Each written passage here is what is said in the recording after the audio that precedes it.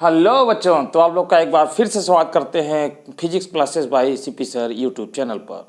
तो बच्चों, हम लोग फिजिक्स में 11th में पढ़ रहे थे प्रत्यास्था, और प्रत्यास्था की कड़ी में हमने जहाँ से छोड़ा था वहीं से हम लोग वीडियो स्टार्ट करेंगे। इसमें यानी प्रत्यास्था में आपने बहुत सी चीज़ें देखा था, जैसे प्रतिबल, अनुदैर्ध्य विकृति क्या होता है, और जो है बच्चों इसके कई जो है आपने प्रकार भी देखे थे। तो उसी में आज हम लोग आगे पढ़ेंगे बच्चों। जैसे कि आप जान रहे हैं कि केमिस्ट्री की क्लासेस शुरू हो गई हैं, मगर फिजिक्स की क्लास अभी तक शुरू नहीं हुई थी। तो हम लोग आज फिजिक्स के वाले चैनल पर बात कर रहे हैं, यानी physics classes bye CP sir. तो बच्चों, इसमें हम लोग 11th की क्लास में आज हम लोग प्रत्यास्था के उसी पड़ाव से आगे चलेंगे और उसको कंटिन्यू बनाए रखेंगे। तो बच्चों, आज हम लोग भौतिक विज्ञान भाग 2 ठोसों के यांत्रिक गुण, जिसमें आप लोग 2 वीडियो देख चुके थे, आज इसकी तीसरी कड़ी में हम लोग बात करेंगे यंग प्रत्यास्था गुणांक। तो देखिए बच्चों क्या होता है, यानी इसमें हम लोग देखेंगे यंग प्रत्यास्था गुणांक। तो बच्चों, ये आपका होगा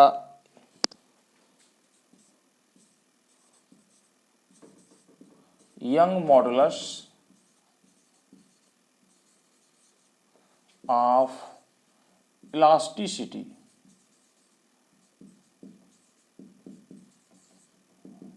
इलास्टिसिटी तो बच्चों, यंग मॉडुलस ऑफ इलास्टिसिटी हम लोग इसको देखेंगे, यानी यंग प्रत्यास्था गुणांक क्या होता है। तो बच्चों, इसमें सबसे पहले हम लोग बात कर लें कि जो यंग प्रत्यास्था गुणांक होता है, ये आपका अनुदैर्ध्य प्रतिबल बटे अनुदैर्ध्य विकृति। तो बच्चों, इसके अनुपात को हम लोग जो है यंग प्रत्यास्था गुणांक कहते हैं। यानी सीधी सीधी समझें बात को कि अनुदैर्ध्य प्रतिबल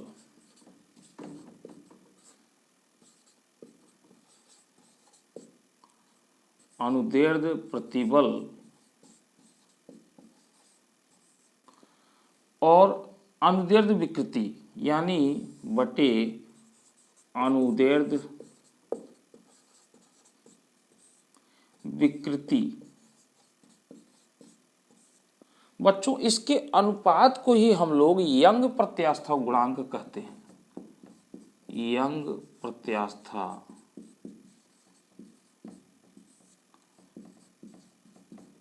गुणांक, और बच्चों इसको हम लोग कैपिटल Y से डिनोट करते हैं, यानी Y से इसको डिनोट करते हैं बच्चों। तो अब बच्चों बात कर लेते हैं कि अनुदैर्ध्य विकृति और अनुदैर्ध्य प्रतिबल आपका क्या होता है। तो बच्चों, अनुदैर्ध्य प्रतिबल बच्चों क्या होता है कि आपका कि अगर कोई L लंबाई का तार है बच्चों, ठीक है, जैसे हमारे पास ये हमने एक तार है और इसको एक दृढ़ आधार से बांध दिया बच्चों, ठीक है, ये हमारे पास तार है। तो बच्चों, इसकी लंबाई जो है यहाँ से लेके हमारी L मीटर है, और बच्चों इस पर एक अगर हम भार लटका दें, ठीक है, एक भार लटका दें तो इसकी लंबाई में कुछ वृद्धि हो जाती है। जैसे देखिए यहाँ तक ये लंबाई थी और यहाँ से ये इतनी लंबाई बढ़ गई बच्चों। तो बच्चों, ये लंबाई जो है यहाँ से ये डेल्टा L की इसमें वृद्धि हो गई। तो बच्चों, इस पर हमने एक भार लटका दिया है, यानी ये भार हमने लटका दिया है, ठीक है, और इसका भार यानी नीचे की ओर यानी mg। तो बच्चों, इसमें डेल्टा L की वृद्धि हो गई है, ठीक है, इसकी प्रारंभिक लंबाई हो गई। तो जो अनुदैर्ध्य आपका प्रतिबल होता है बच्चों, ये क्या होता है कि इस जो है इसकी एकांक क्षेत्रफल पर, यानी इसके अनुप्रस्थ काट के एकांक क्षेत्रफल पर लगने वाले बल को ही हम लोग अनुदैर्ध्य प्रतिबल कहते हैं बच्चों, ठीक है। तो बच्चों देखिए, एकांक इसका अनुप्रस्थ काट, जैसे अनुप्रस्थ काट बच्चों ये है कि आपका ये मान लेते हैं, तो ये बेलनाकार जो है, ये गोला जो है, इसी को हम लोग कहेंगे अनुप्रस्थ काट। अनुप्रस्थ काट। तो बच्चों अनुप्रस्थ काट, अब देखिए ये गोलाकार है तो इसका जो क्षेत्रफल होगा बच्चों ये होगा पाई आर स्क्वायर। तो इसके एकांक क्षेत्रफल पर लगने वाले बल को, तो देखिए एकांक क्षेत्रफल लगने वाले बल को ही हम लोग अनुदैर्ध्य प्रतिबल कहते हैं। यानी कहने का मतलब ये है बच्चों कि अनुप्रस्थ काट है यानी पाई आर स्क्वायर, तो इस पर जो बच्चों बल लग रहा है, बल लग रहा, और बल कौन सा है बच्चों, इस पर लटकाया गया भार, यानी हम यूं कह सकते हैं लटकाया गया भार। तो बच्चों ये क्या है आपका mg यानी इसका भार है। तो बच्चों इस पर लटकाए गए यानी इतने अनुप्रस्थ काट के क्षेत्रफल पर जो है बल कितना लग रहा है आपका ये। अब एकांक, तो बच्चों जो शब्द आता है एकांक, एकांक माने एक होता है, तो यानी एक, तो बच्चों एकांक का मतलब एकांक, इसको एक को हम लोग कहेंगे। तो इतने क्षेत्रफल पर बच्चों इतना जो है बल लग रहा है यानी इसका लटकाया गया भार, तो इसके एकांक में क्या हो जाएगा बच्चों, तो वही mg बटे पाई आर स्क्वायर, यानी ये बटे में जाएगा। तो बच्चों इसको कहते हैं एकांक क्षेत्रफल पर, यानी इतना क्षेत्रफल है अनुप्रस्थ काट का, तो एकांक का मतलब सीधे सीधे एक के बटे में हम लोग रख देते हैं पाई आर स्क्वायर, इसको एकांक क्षेत्रफल बोलेंगे। एकांक, क्योंकि यहाँ पे अनुप्रस्थ काट लिया गया है, एकांक अनुप्रस्थ काट, अनुप्रस्थ काट, एकांक अनुप्रस्थ काट। तो बच्चों देखिए आपका ये हो गया। तो इसी चीज को बच्चों हम लोग क्या कह रहे हैं, इसी को हम लोग बोल रहे हैं अनुदैर्ध्य प्रतिबल, अनुदैर्ध्य प्रतिबल, इसको हम लोग बोल रहे हैं बच्चों अनुदैर्ध्य प्रतिबल, इसको हम लोग बोल रहे हैं बच्चों अनुदैर्ध्य। अब बच्चों इसी तरीके से अनुदैर्ध्य विकृति आपका क्या हो जाएगा बच्चों, तो अनुदैर्ध्य विकृति हमारा कि जो है एकांक लंबाई पर, एकांक लंबाई पर, एकांक लंबाई किसी मतलब जो है वस्तु के एकांक लंबाई में होने वाले परिवर्तन को हम लोग जो है अनुदैर्ध्य विकृति कहते हैं। तो बच्चों हम यहाँ पे देख रहे हैं कि L मीटर लंबा तार है हमारा, L लंबाई का, तो हम यूं कह सकते हैं कि बच्चों L लंबाई, यानी हम लोग यहाँ पे कहें L लंबाई, L लंबाई के तार में परिवर्तन, तो L लंबाई के तार में परिवर्तन बच्चों कितना हमारा हो रहा है, ये डेल्टा L हो रहा है। तो एकांक लंबाई में क्या हो जाएगा बच्चों, एकांक लंबाई, एकांक लंबाई में परिवर्तन, तो एकांक का मतलब क्या हो जाएगा, इसके बटे में हो जाएगा बच्चों, यानी डेल्टा L अपॉन L। तो बच्चों इसी चीज को हम लोग बोल रहे हैं अनुदैर्ध्य विकृति,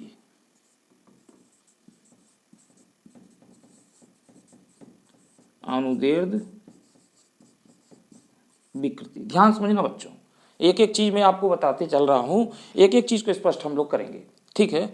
तो ये बच्चों है एकांक लंबाई में, यानी एकांक लंबाई में परिवर्तन, यानी डेल्टा L बटे L। तो बच्चों इसको हम लोग यूं ही कह सकते हैं कि लंबाई में परिवर्तन, अब परिवर्तन वृद्धि भी हो सकती है कमी भी हो सकती है, तो इसलिए लंबाई में परिवर्तन, लंबाई में परिवर्तन बटे प्रारंभिक लंबाई, यानी हम यूं कह सकते हैं कि लंबाई में परिवर्तन बटे प्रारंभिक लंबाई के अनुपात को अनुदैर्ध्य विकृति कहते हैं, ठीक है। और इसी तरीके से बच्चों यहाँ पर ये जो है आपका अनुदैर्ध्य प्रतिबल, यानी एकांक अनुप्रस्थ काट के क्षेत्रफल पर लगने वाले बल को ही हम लोग क्या कहते हैं, अनुदैर्ध्य प्रतिबल कहते हैं बच्चों। तो और इन दोनों का अगर अनुपात कर देंगे बच्चों तो इसी को हम लोग बोलेंगे यंग प्रत्यास्था गुणांक, इसी को बच्चों हम लोग बोलेंगे यंग प्रत्यास्था गुणांक। बात समझ में आ गई। तो इसकी जो डिफिनीशन होती है बच्चों हम लोग कैसे कर सकते हैं बच्चों, ये जो होता है एक लघु विकृति की सीमा के अंदर होता है, यानी अगर विकृति की सीमा अगर बहुत ज़्यादा हो जाए तब ये अनुपालन नहीं करता, यानी लघु विकृति की सीमा के अंदर, यानी किसी वस्तु के जो है किसी वस्तु के अनुदैर्ध्य प्रतिबल और अनुदैर्ध्य विकृति के अनुपात को ही हम लोग यंग प्रत्यास्था गुणांक कहते हैं, और जो कि दोनों को मैंने आपको समझाया कि इस तरीके से होगा। तो बच्चों इस तरीके से अब इसकी हम लोग डिफिनीशन लिख सकते हैं कि यहाँ पे हम लोग लिख सकते हैं लघु विकृति, लघु विकृति के सीमा के भीतर वस्तु के अनुदैर्ध्य प्रतिबल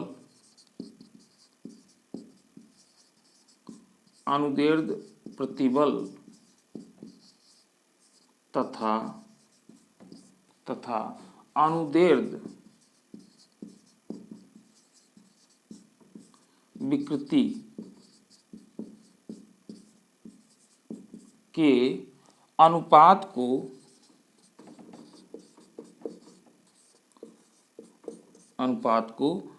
यंग प्रत्यास्था गुणांक कहते हैं।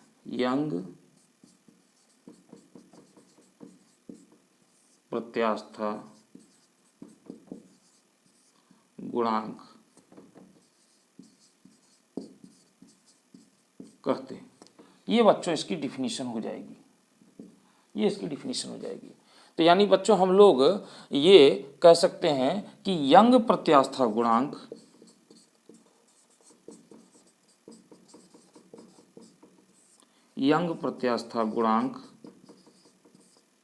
y इक्वल टू, तो अनुदैर्ध्य प्रतिबल बच्चों, अनुदैर्ध्य प्रतिबल बटे अनुदैर्ध्य विकृति,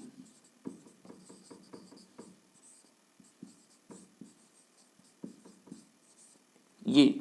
और बच्चों अगर हम यहाँ से ये जो हमने निकाला है तो इसको अगर रखें तो बच्चों यहाँ पर हम लोग रख सकते हैं, तो देखिए क्या हो जाएगा, mg बटे पाई आर स्क्वायर, mg बटे पाई आर स्क्वायर बटे डेल्टा एल और अपॉन एल। ठीक है बच्चों, तो बच्चों देखिए ये इसके बटे में है और ये इसके बटे में है, यानी ये पलट जाएगा तो क्या हो जाएगा, एल आपका ऊपर चला जाएगा, और यानी मैं यहाँ से ऐसे कह सकता हूँ, एल आपका ऊपर चला जाएगा तो ये हो जाएगा mgl बटे पाई आर स्क्वायर और डेल्टा एल, ये निकल के आ जाएगा बच्चों, ये बच्चों निकल के आ जाएगा। इसी को हम लोग बोल रहे हैं यंग प्रत्यास्था गुणांक। तो आई होप अभी आपको अच्छे से समझ में आ गया होगा। मैंने दोनों को ही बता के और फिर इसको आपको समझाया है, तो इससे आपको समझ में आ गया होगा। ये इसकी डिफिनीशन है, लघु विकृति की सीमा के भीतर वस्तु के अनुदैर्ध्य प्रतिबल तथा अनुदैर्ध्य विकृति के अनुपात को यंग प्रत्यास्था गुणांक कहते हैं, और इसको हम लोग y से डिनोट करते हैं बच्चों, और कैपिटल Y। तो ये हो जाएगा इस तरीके से, और ये वैल्यू रखेंगे तो बच्चों ये आ जाएगा। अब बच्चों इसकी मात्रा की अगर बात कर लें तो देखिए मात्रा क्या हो जाएगा बच्चों, मात्रा देखिए यहाँ पे सीधी सीधी हम लोग इससे निकाल सकते हैं, mg क्या है, बल, और बल का मात्रा क्या होता है, न्यूटन। तो और बच्चों यहाँ पर देखिए ये मीटर, यानी ये भी है परिवर्तन है, तो ये भी मीटर कट जाएगा, और ये आपका क्षेत्रफल है यानी मीटर स्क्वायर, तो यानी हम कहेंगे न्यूटन मीटर स्क्वायर, न्यूटन प्रति मीटर स्क्वायर। और बच्चों इसकी बीमा निकाल ही सकते हैं। बीमा कैसे निकाल सकते हैं देखिए, तो बीमा बच्चों अगर निकालना होगा तो बीमा निकालेंगे इससे, यानी ये हो जाएगा बच्चों, बल की बीमा अगर हम लोग लिख दें mlt-2 बटे मीटर स्क्वायर, यानी ये क्या हो जाएगा एल स्क्वायर, और ये ऊपर ले जाएंगे बच्चों तो ये आपका हो जाएगा, ये आपका m, और बच्चों देखिए l की पावर 1 है, ये ऊपर जाएगा तो बच्चों माइनस हो जाएगा, -2 में से 1 गया तो -1, यानी ml-1 और t-2। तो बच्चों ये इसकी बीमा आ जाएगी, ये इसकी बीमा आ जाएगी बच्चों। तो इस तरीके से आपने इसको समझा। तो बच्चों इसी तरीके से इसका स्क्रीनशॉट ले लीजिए, इसको नोट कर लीजिए, फिर हम लोग एक खास टॉपिक पे बात करते हैं बच्चों, जो कि बहुत ही इंटरेस्टिंग है। ठीक है, इसको आप नोट करें।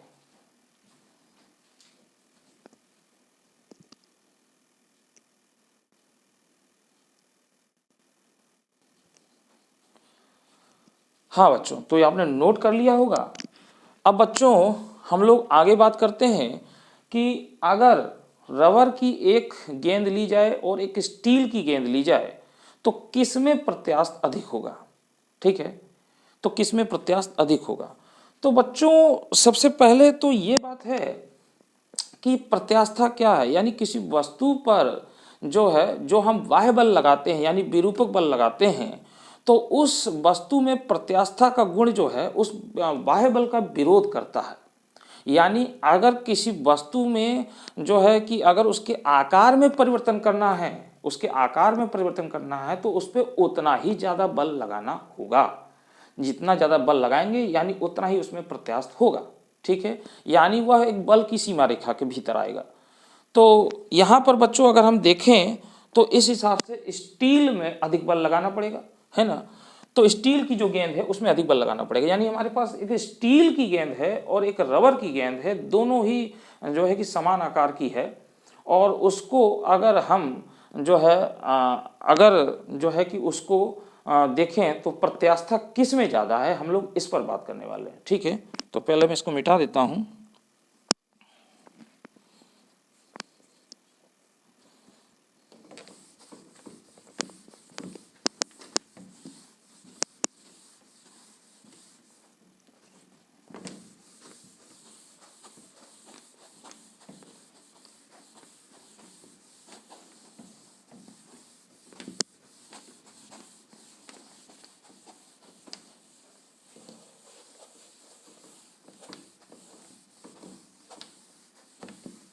इसको नहीं मिटाएंगे बच्चों क्योंकि इसी टॉपिक से रिलेट है, ये इसी यही पर आधारित है। चलिए अब बच्चों देखिए हमारे पास जो है रबर, ठीक है, तो रबर है एक तरफ हमारे पास,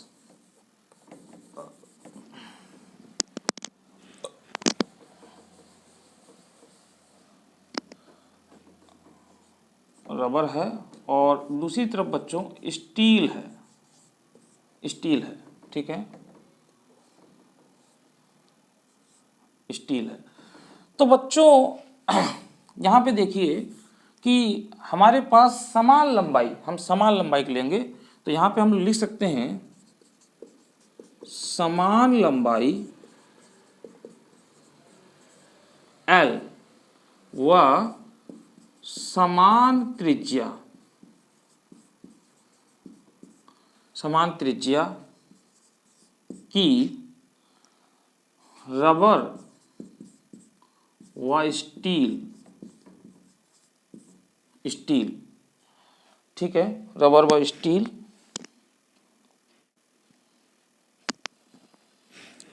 समान लंबाई L व समान त्रिज्या की रबर व स्टील के तार हैं।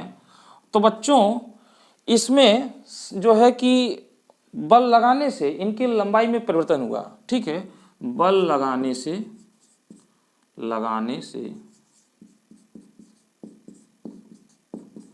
इनमें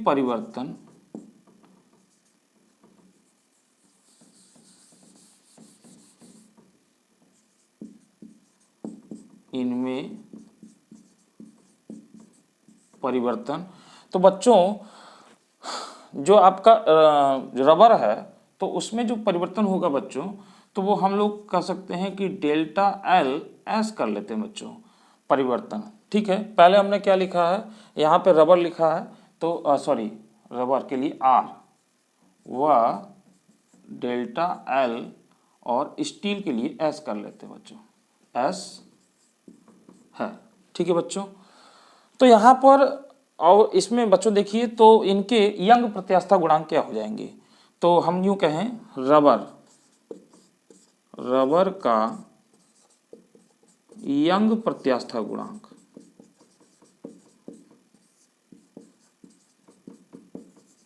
यंग प्रत्यास्थता गुणांक, तो बच्चों हम लोग इसके लिए y और रबर है तो वाई आर लिख लेते हैं, ठीक है।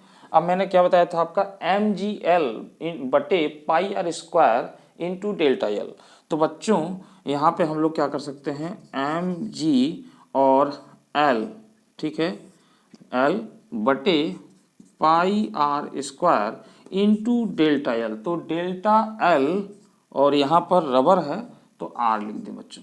इसी तरीके से बच्चों देखिए यहाँ पे हम लोग लिखें स्टील, स्टील का यंग प्रत्यास्था गुणांक, यंग प्रत्यास्था गुणांक, तो वाई एस बराबर, तो बच्चों ये हो जाएगा mgl बटे पाई आर स्क्वायर और डेल्टा एल एस, ये हो जाएगा बच्चों। तो बच्चों अगर हम इसमें क्या काम करें कि इसमें भाग दे दें, ठीक है बच्चों। तो देखिए अगर हम भाग दे दें तो हाँ, इसको इक्वेशन 1 मान लें और इसको 2 मान लें, ठीक है। तो इसको इक्वेशन 1 मान लें, इसको इक्वेशन 2 मान लें, तो हम समीकरण 2 में 1 से भाग लगा दें। समीकरण 2 में